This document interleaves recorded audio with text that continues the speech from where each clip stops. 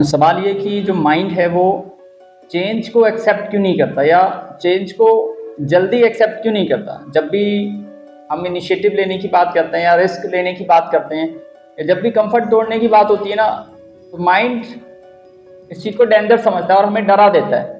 ठीक है ना।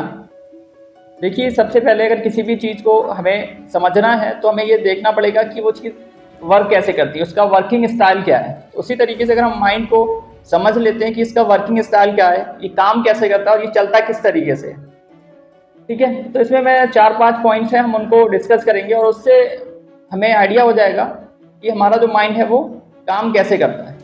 पहली चीज़ है इसमें कि हमारा जो माइंड है वो चीज़ों को कंट्रोल और प्रिडिक्ट करना चाहता है। यानी जब भी चेंज आएगा माइंड उस चीज़ को प्रिडिक्ट नहीं कर पाएगा, और जब प्रिडिक्ट नहीं कर पाएगा तो माइंड उस चीज़ के को अनसर्टेनिटी आ जाएगी, और उस अनसर्टेनिटी की वजह से क्या होगा, माइंड आपको डरा देगा और उसको एक्सेप्ट नहीं करेगा। यानी जब भी माइंड की जो प्रिडिक्शन है वो रॉन्ग होती है, माइंड डर जाता है, आपको डरा देता है। आपने देखा होगा कि खुदा ना खासा किसी के घर में कोई जवान मर जाता है, जवान डेथ हो जाती है, तो उसका जो लविंग है ना वो एकदम, जब उसकी न्यूज़ सुनता है ना, एकदम सदमे में चला जाता है, क्योंकि माइंड ने उस चीज़ को प्रिडिक्ट नहीं किया होता है। बट वो अचानक चीज़ आती है और एकदम आप सदमे में, शॉक में चले जाते हो।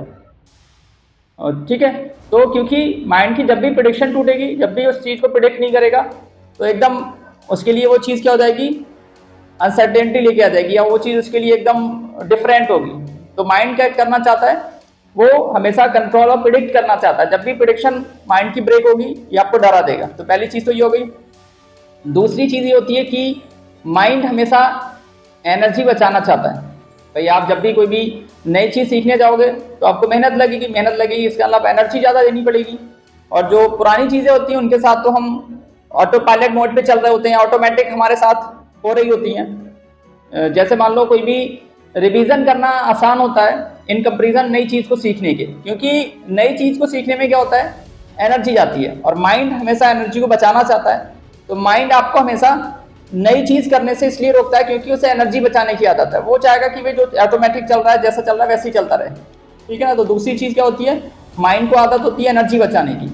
तीसरा एक पॉइंट ये होता है कि माइंड चेंज को एक्सेप्ट इसलिए भी नहीं करता क्योंकि जो आइडेंटिटी का डर है ना, वो आ जाता है।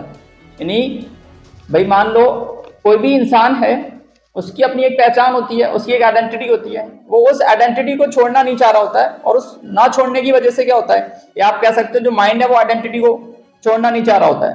भाई किसी भी इंसान की पहचान है, उसके माइंड की पहचान, वो उसकी एक आइडेंटिटी होती है, उसको वो छोड़ना नहीं चाह रहा होता है। भाई नोकिया क्यों फेल हुआ, क्योंकि उसकी एक जो आइडेंटिटी थी वो उसको छोड़ना नहीं चाह रहा था, उसको अपनी आइडेंटिटी खोने का डर था, इसकी वजह से उसने चेंज को एक्सेप्ट नहीं किया और फेल हो गया। ठीक है ना।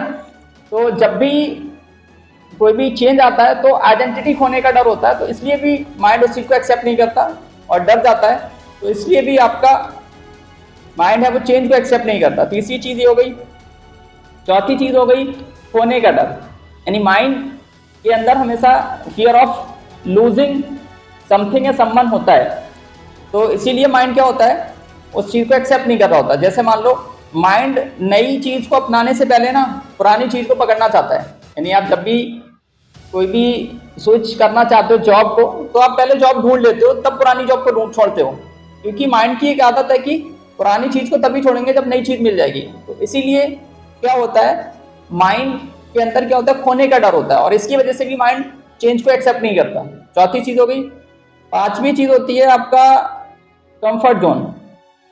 माइंड कंफर्ट जोन को इसलिए ब्रेक करना नहीं चाहता क्योंकि कंफर्ट जोन में आप चीज़ों के साथ फैमिलियर होते हो, क्योंकि जब भी कंफर्ट तोड़ोगे, बाहर आओगे, तो आपको अनफैमिलियर चीज़ों को फेस करना पड़ेगा। तो इसकी वजह से भी माइंड क्या होता है, वो चेंज को एक्सेप्ट नहीं कर पाता। तो ये 5 चीज़ें होती हैं जिसकी वजह से क्या होता है, हमारा जो माइंड है ना वो चेंज को एक्सेप्ट नहीं करता।